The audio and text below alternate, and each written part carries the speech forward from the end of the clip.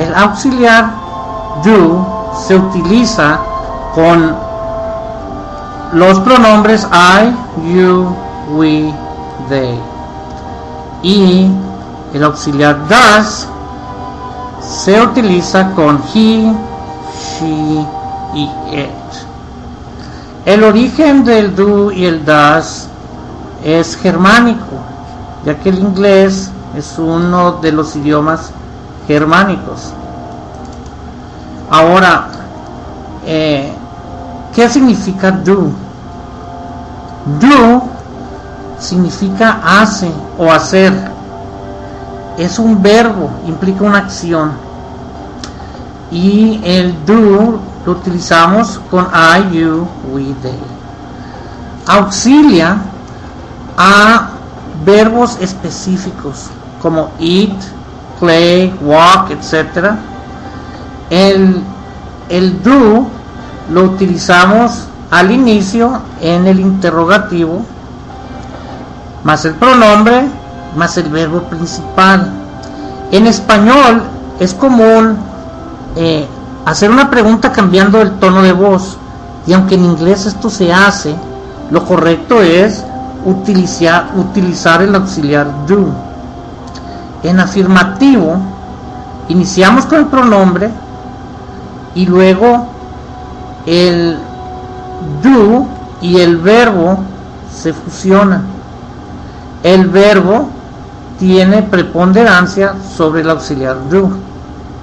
En negativo iniciamos con el pronombre, el auxiliar do, y fíjense aquí arribita de la flechita agregamos not más el verbo.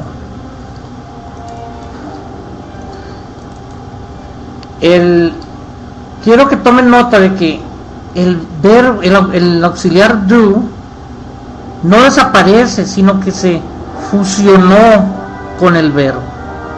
El auxiliar do se fusiona al verbo y el verbo tiene preponderancia. Entonces, si la pregunta era do you work, el interrogativo en afirmativo es yes, I work. ¿Okay?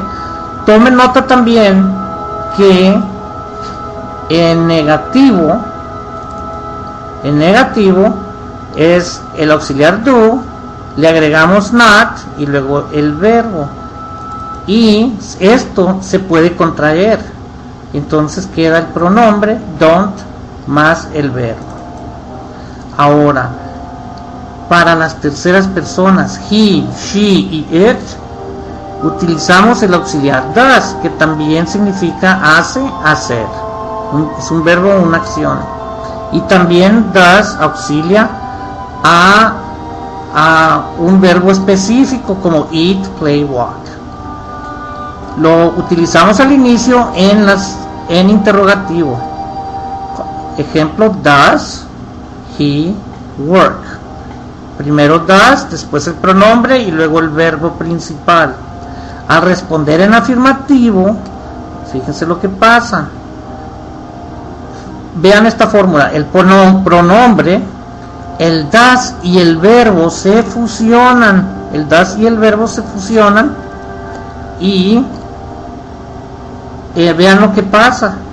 Sale sobrando la S. No es que sobre, sino que queda una cola de la S. Entonces se fusiona el auxiliar do con el verbo principal y nos quedamos con el sonido de la S al final. En negativo es el pronombre, el auxiliar does, le agregamos not y luego el verbo, y lo podemos contraer como el don't, y quedaría